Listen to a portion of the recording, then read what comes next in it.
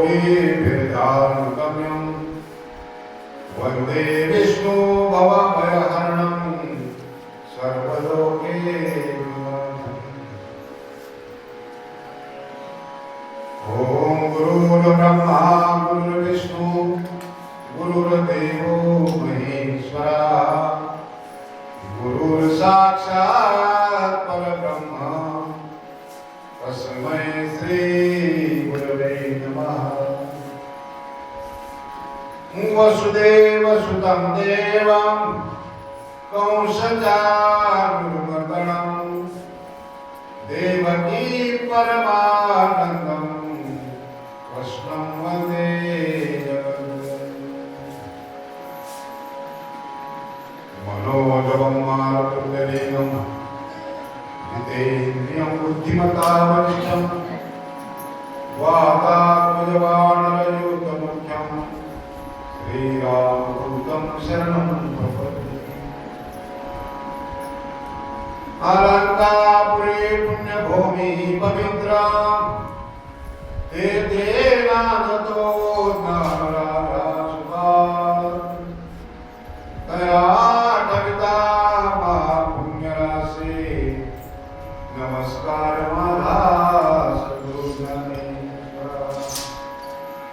कुंडलिकावरदे अरुण श्री ज्ञानदेव तुकाराम प्रभुरामचंद्र भगवान की, पवनसुत हनुमान महाराज की, शांति ब्रह्म एकनाथ महाराज की, श्री संत भगवान बाबा की जय, श्री संत वामन भाऊ महाराज की जय, श्री संत स्वामी निगमानंद बाबा की जय, श्री संत बाळू मामा की जय, श्री संत निर्मल भगत नारायण महाराज की जय। श्री गणेशाय नमः। श्री सरस्वती नमः। सज्ञानमाधी सीता सती जे सन्य रावण वधाती सोये केली लंके प्रति राक्षसा ख्याती लावया समुद्री तारुण पाषाण मारीन रावण कुंभकर्ण श्रीरामाने स्फुरण गुण निर्गण राक्षसांचे मारोनी राक्षसांच्या कोळी सोडवीन देवांची बांधवडी रामराज्याची निजगुडी जगी रोकडी उभविन प्रभु रामचंद्र भगवान की जय। भाऊबाबांच्या पुण्यतिथी पर्वणी पर्वकाळ अशा दोन महान संतांच्या पुण्यतिथीचा हा पर्वणी पर्वकाळ आहे।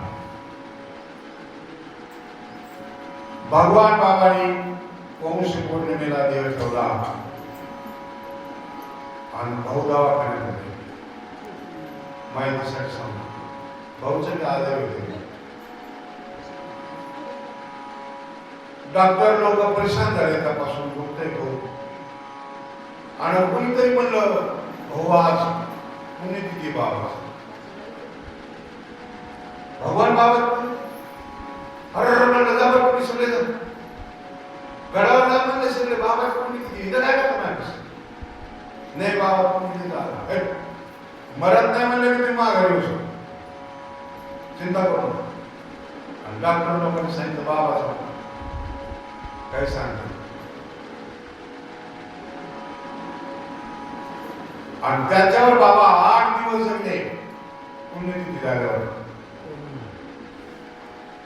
बरं का आणि 12 वर्षाचा फरक आहे पुण्यतिथीमध्ये। भगवान बाबाच्या नंतर वामन भाऊ 12 वर्ष केले नंतर 1965 11 वर्ष भगवान बाबाची 61वी पुण्यतिथी आणि भाऊची 50वी 11 वर्षांनी गेले. आणि गंमत कशी बाबाच्या पुण्यतिथीला गेलेल्या लोकांनी परत यावं म्हणून 8 दिवसाचा कालावधी ठेवला. तसं नाही, भगवान बाबाच्या पुण्यतिथीला सप्ताह सुरू केल्यानंतर वामन भाऊच्या पुण्यतिथीची त्याची समाप्ती यावी अशा प्रकारचं नियोजन करून गेले महाराज महाराज. म्हणून बाबाच्या पुण्यतिथीला सुरुवात होते आणि भाऊच्या पुण्यतिथीला समाप्ती होते. केवढा मोठा पर्व काळ ज्याचं येणं सुद्धा जगासाठी आनंददायी आहे. अवतार तुम्हा धराला कारण उद्धराया जन जडदेवा. साधू संत येताना सुद्धा आनंद असतो आणि जाताना सुद्धा ते चांगलंच करून जातात. याला साधू म्हणा. रामायणामध्ये अत्यंत दुःखद प्रसंग आहे. सीतेचा अपहरण झाले. रावणाने अशोकवनात तिला नेऊन ठेवले आणि इकडे राम लक्ष्मण पर्णकुटीमध्ये येतात. सीता सापडत नाही. रामाला वाटत होते असं होणारच आहे. आप शकून येत होते आणि गोड कथा पण काल ऐकली. आणि मग रडणं सोडून दिलं प्रभू रामचंद्राने आणि राम प्रभूनं प्रतिज्ञा केली. मोठी माणसं रडत नसतात, रडे तरी मोजकं रडतात. कारण त्यांना कर्तव्य माहित असतंय आपण कशासाठी जन्माला आलो. रडत बसून काही फायदा होणार नाही. आपल्याला रडावंच नाही, रडावं लागेल. म्हणून भगवान राम प्रभू त्या ठिकाणी प्रतिज्ञा करू लागले. जर सीतारामाने नेली असेल तर त्या रावणाचा त्याच्या परिवारासहित सर्वांचा विनाश त्या ठिकाणी मी जाऊन कराल. म्हणून त्याची सुरुवात म्हणून सीता लंकेला जाऊन पोहोचली असेल असं राम प्रभू म्हणतात. ऐसा श्रीराम सर्वज्ञ जाणोनी भविष्याचे ज्ञान सीता सुत्यर्थ आपण ब्रह्मलेपन सोयदावी. आणि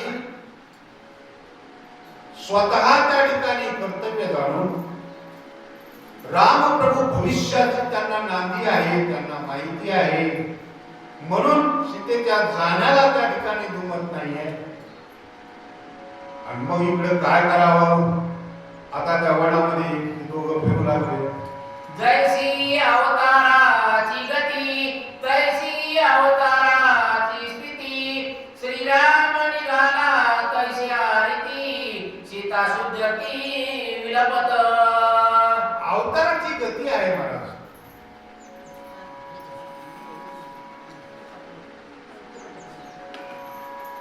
राजत्याग कानन यात्रा सवे कर्मदार. राजाचा त्याग करून त्या प्रभू रामचंद्राच्या नशिबी वनवास आला. तो वनवास आनंदाने स्वीकारला प्रभू रामचंद्राने आणि कर्तव्य समजून त्या ठिकाणी पुढील भविष्य जाणून राम प्रभू काय करतात ते आपल्याला ऐकायचं.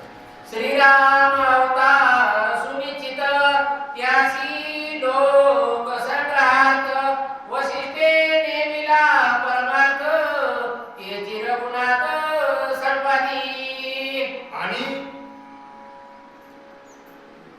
ज्याच्यासाठी राम प्रभूचा अवतार झाला, गुरु वशिष्ठाच्या आज्ञेने सर्व काही त्या ठिकाणी नियोजित करून गुरु वशिष्ठ सुद्धा राम प्रभूला वनवासाला धाडतात, परवानगी देतात आणि त्याचप्रमाणे राम प्रभू आचरण करतात. कारण रामायण हे राम प्रभू जन्माला यायच्या अगोदर 60,000 वर्ष गेले. ध्यानराव भतारी. रामायण राम जन्माला यायच्या अगोदर 60,000 वर्ष वाल्मिकी ऋषींनी लिहिलं आणि 60,000 वर्षांनी राम जन्माला आला. बघा, इतक्या वर्षांनी जन्माला येणाराचं भविष्य कोणी करेल सांगा ना. उद्याच देत का आपल्याला? उद्या आपण काय करणार आहे? 60,000 वर्षांनी घडणारी गोष्ट वाल्मिकी ऋषीने लिहिली आणि बोलिला वाल्मिकी तैसाच जाणे वर्तवणी दाविन म्हणे नाम. जसं वाल्मिक ऋषींनी ओव्या दिल्या त्याचप्रमाणे प्रभू रामचंद्र आपल्या राम अवतारामध्ये वागतात, आचरण करतात. जगाचा मालक असणारा भगवान परमात्मा एका साधूने लिहिलेल्या रामायण ग्रंथाच्या आचरणाप्रमाणे आपलं जीवन वागतात. म्हणून त्या न्यायनीतीप्रमाणे रामप्रभू राहू लागले. अंतरी जाणुनी परब्रह्म बाह्य सिद्धांती विरह ब्रह्म. अंतरी स्वतः सिद्ध निष्काम बाह्य दुःख धर्म शेता शुद्धी. आणि अंतरंगामध्ये त्या ठिकाणी आनंद आहे, कर्तव्याची जाण आहे. परब्रह्म स्वरूपाचा असताना मी वैकुंठावरून याच्यासाठी आलो याची जाणीव प्रभू रामचंद्राच्या अंतरंगामध्ये आहे. पण बाह्यरंगामध्ये तुमच्या आमच्यासारखं संसारिक जीवासारखं दुःख त्या ठिकाणी रामप्रभू व्यक्त करतात. आणि आपल्याला वाटतं बघा ना राम किती रडतोय, रडावं लागलं. ये मृत्यू लोकीच्या नगरी. या मृत्यू लोकामध्ये जन्माला आल्यानंतर सगळ्या गोष्टीचं पालन करावं लागतं. तो देव असो, दानव असो, मानव असो, नाही तर कुणी असो. ठरलेल्या वेळेप्रमाणे आपलं जीवन चालणार आहे. कुणी म्हणून मी मारणारच नाही आणि उद्याच नाही काय करणार.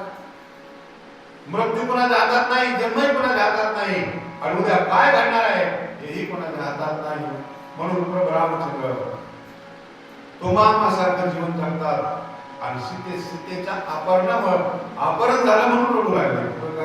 अंतरी अयोध्य प्रतिती बाह्य सीता पुसे जीवा प्रती वृक्षवली से काकुळती सीता निती वर सांगा.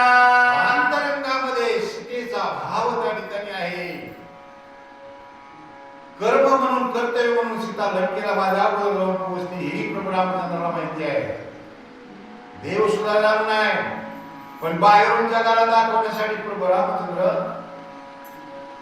झाडांना दगडांना मिठ्या मारतात, आपटू घेतात, वृक्षवेली सर्वांना विचारतात माझी सीता पाहिली का. ती बाई जगाला दिसावं कळावं म्हणून राम तसं आचरण करू लागले. अंतरी निज बोधाती गोड बाह्य सीता दुःखी अति जड. अंतरी निर्विषय सुरवाड बाह्य धुमाड विषयांचा. आणि याचप्रमाणे सीता सती सुद्धा रामप्रभू सारखे अशोक मनामध्ये सुद्धा त्याच पद्धतीने राहते. अंतरंगामध्ये रामनाम भजन आहे, बाह्यरंगामध्ये त्या ठिकाणी दुःख आहे. अशा प्रकारे दोघही पती पत्नी त्याप्रमाणे राहू लागले. अंतरी आद्वय तत्व सर्व त्यागू बाह्य सीतेशी विषय सगू.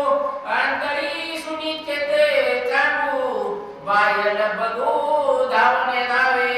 अंतरंगामध्ये अद्वैत भाव असे असणारे प्रभू रामचंद्र आचरण करतात. बाह्य रूपाने त्या ठिकाणी सीतेसाठी साठ रडतात, शोक करतात, दुःख व्यक्त करतात. हे सगळं बाहेरून चाललेलं आहे. पण अंतरंगामध्ये अवताराचं कार्य पूर्ण होत आहे म्हणून त्या ठिकाणी आनंद आहे. अंतरी अनुमात्र नाही जाण बाह्य सीताती अतिच फळ. अंतरी निज सुख सुरवाड बाह्य दुर्वाड अति दुःखी. अंतरंगामध्ये वेदना नाही, दुःख नाही, पण बाहेर मात्र सीतेसाठी असा तरफडणारा राम दिसतोय. ज्यावेळेस लोक पाहतात ना प्रभू रामचंद्राची अवस्था त्यावेळेस माणूसच काय हो, पशु पक्षी सुद्धा रडतात. वनातले वाघ, सिंह, हत्ती जे काही प्राणी आहेत वैरभाव विसरून प्रभू रामचंद्रासाठी रडत बसते. पण अंतरंगामध्ये राम प्रभू आनंदी आहे, बाहेर मात्र दुःख व्यक्त करतात. अंतरी नित्य नैराश बाह्य सीतेचा आशा पास. तिचे नी दुखे अति संत्रास पिशाच भास जगदावी. अंतरंगामध्ये प्रभू रामचंद्राला काही वाटत नाही, पण बाह्यरंगामध्ये सीतेबद्दल आस वाटते. पत्नीसाठी विरह त्या ठिकाणी दुःख झालेला रडणारा राम जगाला दिसतो. हे सगळं बाह्यरंगामध्ये दिसतंय. पण अंतरंगामध्ये राम मात्र आपल्या कर्तव्यावर ठाम आहे. अंतरी संताप निवृत्त बाह्य संतापे अति सतत अंतरी सर्वार्थ निर्मुक्त बाह्य विषयासक्त सिताती. संताप व्यक्त करणं म्हणजे तडफड करणे. एखाद्या माणसाचं मनाजोगं काही नाही झालं आणि ते माणूस तडफड करतो. आता काय हरलं आपलं किंवा एखाद्याला काही हरकतच नाही तर अंतर बाहेरून आपण दोन्ही बाजूने आपण घायल होतो. आपल्याला काही सहनच होत नाही. आपल्या मनाविरुद्ध काही घडलं ना तर आपल्याला सहन होतो.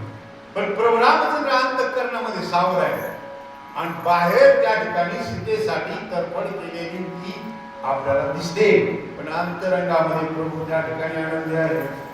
अंतरी भूतकृपा चोखडी बाह्य युद्धात पुरुषार्थ परवडी मारोनी राक्षसांच्या पोळी गज करवडी पाडितू. आणि कर्तव्यनिष्ठ असणारा भगवान प्रभू रामचंद्र बाह्य रूपाने त्या ठिकाणी युद्धाची घोषणा करतात, अंतरंगामध्ये कर्तव्य त्या ठिकाणी समजतात. अशा प्रकारचा राम दोन्ही अंगाने त्या ठिकाणी समजण्याचा प्रयत्न नाथबाबा आपल्याला करतात. अंतरी बोधात्मता बाह्य दिशे युद्ध करता मारोनी राक्षसा समजता लंकानाथा निर्गळील. अवताराचा बोध घेऊन प्रभू रामचंद्र अंतरंगामध्ये त्या ठिकाणी दिसतात, पण बाह्य रूपाने त्या ठिकाणी प्रभू रामचंद्र रावणावरती स्वारी करून रावणाला मारून सीतेला सोडून आणतात. हे कर्म त्या ठिकाणी बाह्य रूपाचं त्या ठिकाणी सांगितलेलं आहे. सद्गुरु वशिष्ठाची युक्ती श्रीराम वर्ते निजात्मस्थिती हे न कळे लोका प्रती श्रीराममूर्ती परब्रह्म. परब्रह्म स्वरूप असणारा भगवान राम आहे हे सामान्य जीवाला त्या ठिकाणी कळत नाही, पण गुरु वशिष्ठाच्या आज्ञेनं रामप्रभू त्या ठिकाणी आपलं सगळं जीवनातलं कर्तव्य पार पाडतात. अशा प्रकारे रामाचं स्वरूप आहे. वाल्मिक मुनीचे भाषित सत्य करावया श्री रघुनाथ विलपत सीता सुजत स्वय बोलत ते ऐका.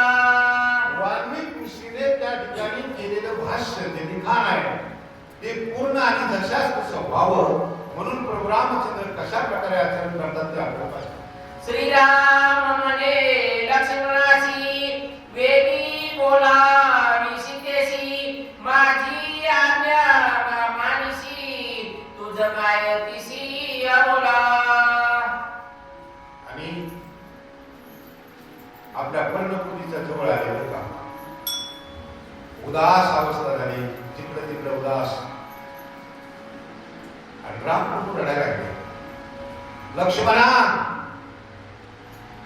बघ ना सीतेला हाक मार ना, कुठे सीता बोलव ना तिला. विरहानं दुःखी झालेले राम प्रभू लक्ष्मणाला आज्ञा करतात. दार पाण्यानं हा ना तू तव सीतेशी शोभनासी रागतीसी न बोलसी तरी मीत पाठवतो तिसी अति संभ्रमेशी अनुमाने. आणि संभ्रमावस्था झाली प्रभू रामचंद्राची. आणि त्या ठिकाणी रामप्रभू सीतेला हाका मारतात. पुढं काय झालं?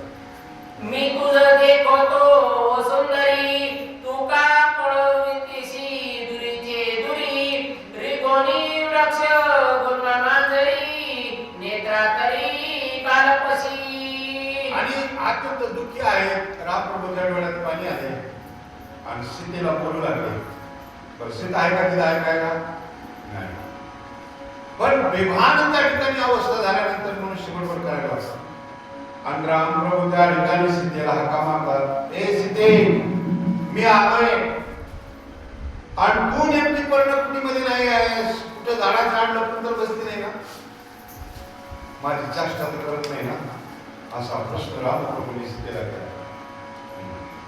उभी ओर आहे येते तुझाशील जेते जेते मी येईन तुझं सांगते सांग जाऊ नको. आणि तू लपू नको, मी वाट पाहतोय.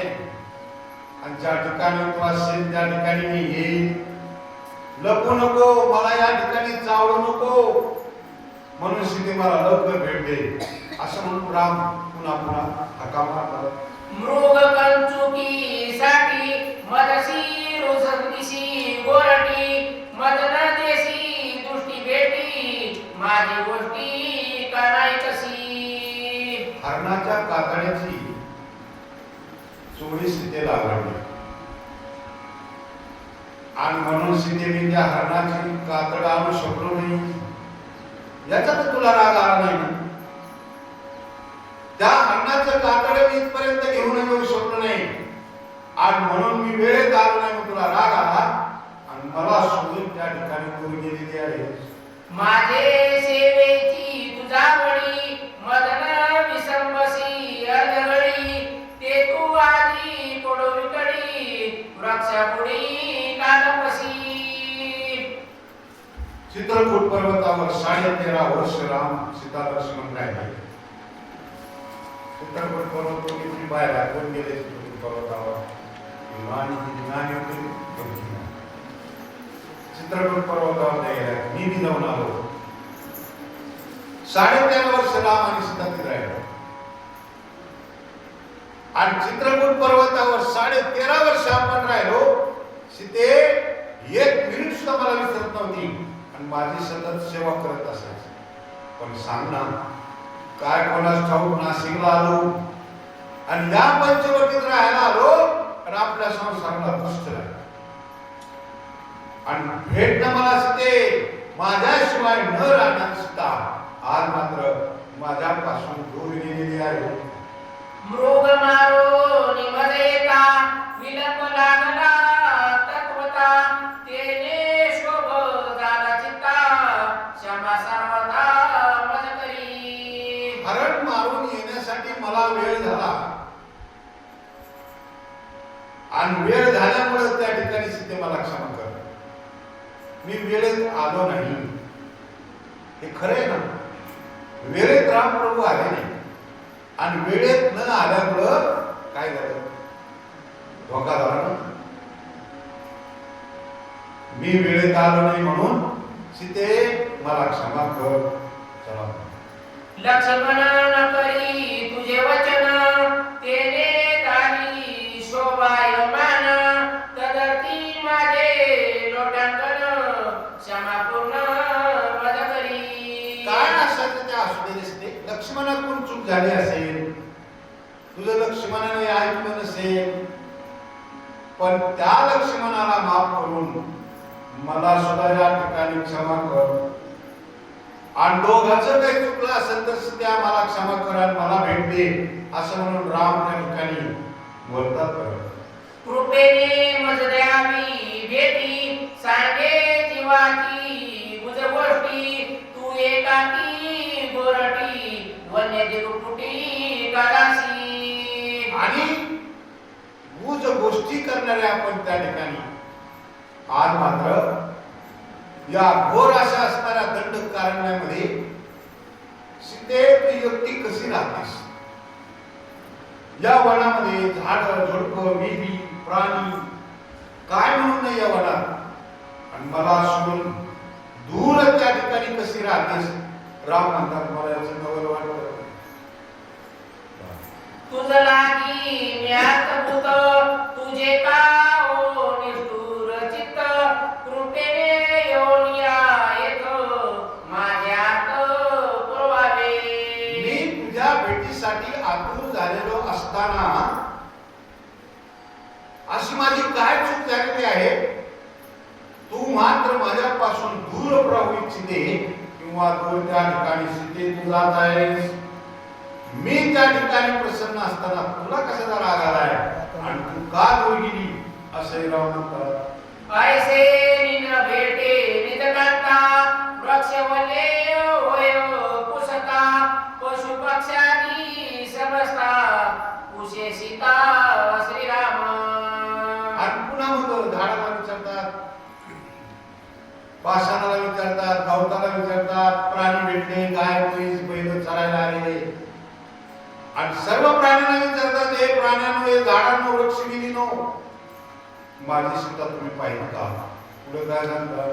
तुम्ही न बोला सपपता, तुमचे चरणी माझा माता, केवती आहे माझी सीता, मज तत्वता सांगावी.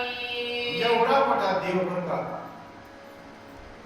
झाडाकडे पण म्हणतो, हे वृक्षविधीनो, मी तुमच्या पाया पडतोय. बघा, देवाला सुद्धा वेळ येत नाही, देवाला सुद्धा वेळ येते ना, मग माणसाला येणार नाही कशावर? तुम्ही आम्ही सामान्य नाव, एवढा मोठा देवाला वृक्षविधी झाडांना म्हणतो, मला क्षमा करा, हे बाबांनो, माझी असणारी सीता तुम्ही पाहिली का? असं पुन्हा पुन्हा त्या झाडांना ओरडून राम प्रभू बोलू लागले. देखो नि पर्वत पाषाण, श्रीराम घाली लोटांगण, तुम्ही तरी कृपा करून सांगावी आपण सीतासती. झाडं बोलत नाही, वृक्ष वेली बोलत नाहीये. प्रभू रामचंद्र त्या पर्वताकडे पाहून लोटांगण करतात. हे पर्वत राजा, तू तरी सांगणार रे, तू उंच आहेस, तुझ्या ठिकाणी बसलेला आहेस, तुला कोण जातं ते सगळं करतं, आणि तू तरी मला सांग, माझी सीता तू पाहिजे का? तुला काय म्हणतात? ऐसिनी देखता सीता, श्रीरामासी परम चिंता, लक्ष्मणासी होय सांगता, गदामृता जानकी. आणि मग असं चालत चालत पुढे चाले, सगळ्यांना विचारत भेटत. बरं, देवाला का वेळ लागतो होतो? का बरं लोटांगण घालत होते? का बरं अशी मिठी मारत होते झाडाला रडायची? आपल्याला वाटतं सीतेसाठी देव रडतोय, वेडा झालाय, पण तसं नाही. हजारो वर्षापासून अनेक ऋषी मुनी, देव भक्त त्या ठिकाणी, कोणी दगडाच्या रूपानं, कोणी झाडाच्या रूपानं, कोणी वृक्षाच्या रूपाने, कोणी पर्वताच्या रूपानं, कोणी गवताच्या रूपानं या मार्गाने प्रभू रामचंद्र येतील आणि त्यावेळेस राम तुम्हाला भेटतील. हा त्यांना कुणीतरी दिलेला आशीर्वाद होता, म्हणून ते राम अवताराची वाट बघत होते आणि म्हणून ते त्या ठिकाणी त्या रूपाने बसलेले होते. तुम्हाला वृक्ष पर्वत पाषाण त्या ठिकाणी सांगितले दिसतात, पण प्रभू रामचंद्राला ते पर्वत पाषाण नव्हते, ते अनेक संत महात्मे ऋषीमुनी होते, म्हणून त्यांचा उद्धार करण्यासाठी प्रभू रामचंद्र त्यांना मिठी मारतात. श्रीराम म्हणे सीता एकली, राक्षस भय पळून गेली, किंवा अपभय निमाली, अथवा मारली राक्षसी. बरं का, मनन चिंतिते वैरीन चिंतिते मन चिंतिते. आपलं काही एखादा माणूस, जिव्हाळ्याचा माणूस, मी संध्याकाळी 6 येईल आणि रात्रीच्या 11 वाजता तरी ते काही येईना, मनात शंका यायला सुरुवात होती. एक शंका येतात, काही झालं का, काय गाडी पुढे पंक्चर झाली का, पुढे काय झालं का, काय धडकली का, काय झालं. सकाळपर्यंत माणूसच नाही आला.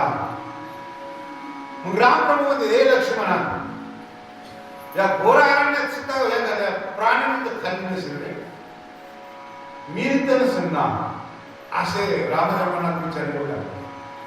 राक्षसी सीता मारून स्वच्छ केले भक्षण, ऐसे बोलून रघुनंदन, मूर्छा पडलं अति दुःखी. प्राणी तर खाली नसेल किंवा या दंडकारण्यामध्ये राक्षस राहतात. हे लक्ष्मणा, कदाचित राक्षसाच्या हातात पडले असेल, त्या राक्षसाने खाऊन तर घेतली नाही ना, असं म्हणत म्हणत म्हणत असताना राम प्रभूला मोक्षण आधी धरणीवर खाली पडले. पुढं काय झालं? सीता म्हणता वेळोवेळा, वाळले ओठ सुकला गळा, अश्रू पूर्ण आले डोळा, जनक बाळा केवती आहे. सीता सीता सीते सीते सीते म्हणून दिवसभर उन्हामध्ये राम प्रभू सीतेची आठवण करतात. ओरडून ओरडून घसा कोरडा पडला, तुला पाणी नव्हतं, काही नव्हतं. थकून गेले रामप्रभू आणि मूर्छना त्या ठिकाणी आली. पुढे काय झालं? मूर्छापन मूर्छांत हाय हाय सीता म्हणत, सीता विरहे श्री रघुनाथ, दुःखाभिभूत अति दुःखी.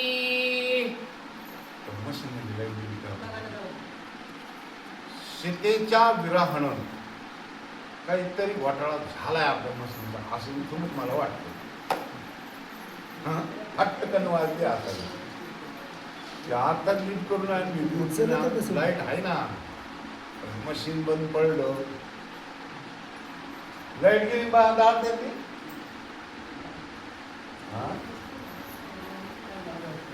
आऊ बंद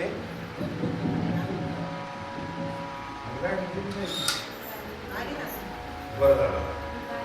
आज रामप्रभू मूर्छित पडले. चला पुढे. पडे अडकळे उठे बैसे, सीता सीता म्हणे आवेसे, सीता विरहे लागले पिसे, क्षणा क्षणा कुशे जानकी. मग पुन्हा उठायचे, पुन्हा सावध व्हायचे. पिस्स लागलं म्हणजे वेळ लागतो रामाला सीतेच्या विरहानं. मग पुन्हा कोणी दिसलं की पुन्हा म्हणायला माझी सीता पाहिजे का, असं आरबडून आरबडून आरबडून रामप्रभू पुन्हा उठून रस्त्याने चालायला. आता काय सीतेशी आशा, मनोनी धावे दाई दिशा, सीते लागी झाला पिसा, अति आक्रोशे विलपत. अति मोठ्यानं रामप्रभू रडायचे. आता मला सीता भेटणार नाही. दाई दिशेने त्या ठिकाणी तुला ते मुलीकडं नुसत्या डोंगरात फिरू लागले, पण सीता काही सापडेल. आता सापडून लांब निघण्याच्या बाबा या डोंगरात कशी सापडत. पुढे काय सांगतात? हा सीते हा सीते मनोनी पाहे संभवते, न देखोनिया सीते ते वनी वनाते परिभ्रमे. आणि मग किती दिवस फिरल्यानंतर सीता समोरून भेटायला येईल का? येणारच नाही. आणि म्हणून सीते सीते म्हणून राम त्या ठिकाणी पुन्हा पुन्हा फिरतात. कोठे अडखळे कोठे उडे, कोठे रडे कोठे पडे, सीता विरहे झाले वेडे, पाय चौकडे जानकी. चौकडीकडे तिकडे बघू लागले, पुढे काही सीता सापडेल. सीता सीता मनोनी देखा, अति आक्रोशे मारी हाका, लक्ष्मणा तू माझा सखा, उगाची तुका पातोसी. आणि लक्ष्मण मी सीतेसाठी एवढा ओरडतोय आणि तू शांत कसा? बरोबर शीतळ असते कुणाला. नाही रामाची सीता हरणी, लक्ष्मण थोडी धारण. ज्याची हरण त्याला दुःख लागत नाही. बरोबर शीतळ असते. दुसरं कुणीही जरी आलं फरकच असतो मला. हा हे लक्ष्मणा मी एवढा रडतोय म्हणजे सकाळपासून तुला कसं काही वाटत का करायला पाहिजे लक्ष्मण? बघू काय करते तुला. सीते वेगी तू धाव पाव, अति संभ्रमेची देखी खेव, मी गर्दोनी घेतो नाव, माझी करुणा काहो नुपजेती. मुली गंमत केली बरं का नाथबाबांनी. एवढे मोठ्या देवाला रडायला लावले नाथबाबांनी. अरे गरजोनी घेतो धाव. सकाळपासून आरडतोय म्हणजे सीते तुझ्या कानावर आवाज जात नाही का माझा? कानावर आवाज जात नाही का सीते? तू का बरं स्वतः मनाने येत नाही? पुन्हा त्या ठिकाणी राहून सीतेला हाका मारला. कारुसरी ससागतिनी, मनोनी अंग टाकी धरणी, सवेती धावे उन्मतपणी, वनी कानने दिवसित. पुन्हा उठावं, पुन्हा मूर्छित पडावं, पुन्हा सावध व्हावं, पुन्हा सीते सीते करावं. अशा प्रकारचा दिवस त्या ठिकाणी उपक्रम सुरू झाला. दर्या कुठे पर्वत शिखरे, गिरी गवरे गुहा कंदरे, शोधिता श्रीराम सौमित्रे, सीता सर्वत्र दिसेना. पर्वत रांगा दऱ्या खोऱ्या,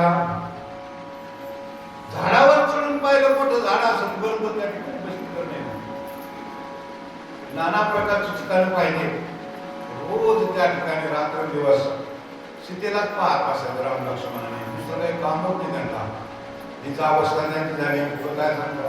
श्रीराम म्हणे सौमित्रासी शोधिता पर्वत देशो देशी सीताना भेटे आमासी शुद्धी कोणाशी पुसावी.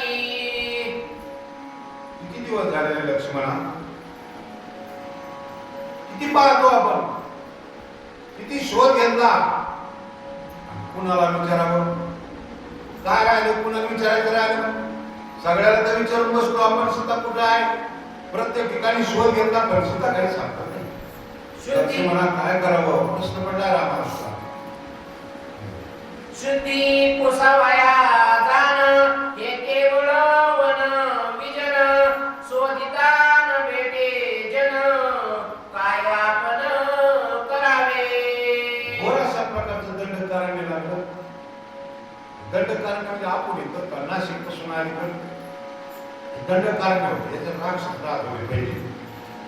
हे राक्षसाची भूमी आहे. आणि या दंड कारणामध्ये विजनवासी रामप्रभू काय म्हणतात लक्ष्मणा, अरे माणसं कोणी दिसत नाही रे. कारण या दंड कारणामध्ये फक्त झाड होती ते लक्ष्मी पर्वत आणि मग वाघ सिंह हाती रानातले वाघ प्राणी बिबट्या कागद माणसं नव्हती. कुणाला विचारावं म्हणले, सगळ्याला विचारलं त्याला भेटलं तरी इकडे तर कुणीच नाही आहे. नुसते घनदाट अरण्य लागलं, जंगल लागलं आणि कुणाला विचारावं म्हणले. पुढे काय सांगतात? ऐसे बोलता श्री रघुनाथा सीता विरहे संभ्रतता कुसो धावे तो पर्वता पर्वत माता वृक्षासी. मग पुन्हा पर्वतांना झाडांना रामानं पुढे जावं, झाडांना विचारावं एक सीता पाहिजे का. अशा प्रकारे पुन्हा तेच त्या ठिकाणी रोज चाललं. पर्वता वृक्ष हो तुम्ही दुरी देखता पाहो तरी माझ्या हृदयचा संदेह निसंदेह तुम्ही करा. पर्वताच्या उंच टेकड्यावर झाडांना राम म्हणतात तुम्ही सगळ्यात उंच आहात. पर्वताच्या माथ्यावर तुम्ही आहात. मग तुम्ही तरी अशा वर्णनाची स्त्री पाहिली का, माझी सीता पाहिली का मला सांगा. असं झाडांना पण राम विचारतात. म्हणाल तू कोण कोणाचा तरी मी राम दशरथाचा सीता वियोग विरहाचा अति दुःखाचा पर्वत. तुम्हाला वाटत असेल झाडांना कोण रे वेड्यासारखं फिरतोस म्हणजे कोणाचं आहे? न विचारतात राम म्हणजे मी राजा दशरथाचा अयोध्येच्या राजा दशरथाचा मुलगा आहे. आपली ओळख झाडांनाच दगडाला झाडांना राम सांगला. सीता म्हणालाय कैसी तिची या निज स्वरूपाशी मी सांगेन तुम्हापाशी यथार्थीची सुचिने. आणि तुम्हाला वाटेल की तू ओरडतोस ती सीता त्या ठिकाणी गेली का आणि ती कशी होती ऐका. मी सांगतो म्हणले माझी सीता कशी होती. आरक्त नेत्र आरक्त तर सुंदर सुनासिका सुकुमार कटिरत्नाढ्य कटिसूत्र पीतांबरधर जानकी. आणि मग त्या सीतेच्या स्वरूपाचं वर्णन करू लागला. सीतेने कोणता पीतांबर घातलेला आहे, कशा प्रकारचे अलंकार तिच्या अंगावर होते, सर्व काही सांगायला सुरुवात केली रामाप्रभू. ऐसिया सुनास ऐसिया लावण्याची खाणी तुम्हा माझी देखिली कोणी ते सांगावी मज लागोनी तिची धावणी मी करीन. आणि मग अशा वर्णनाची माझी असणारी सीता त्या ठिकाणी तुम्ही वनातल्या सर्व असणाऱ्या झाडांनो वृक्षांनो दगडांनो अशा वर्णनाची माझी सीता जर तुम्ही पाहिजे असाल तर त्या ठिकाणी मला सांगावं असं राम प्रभू त्या वृक्ष वेदीला विचारू लागले.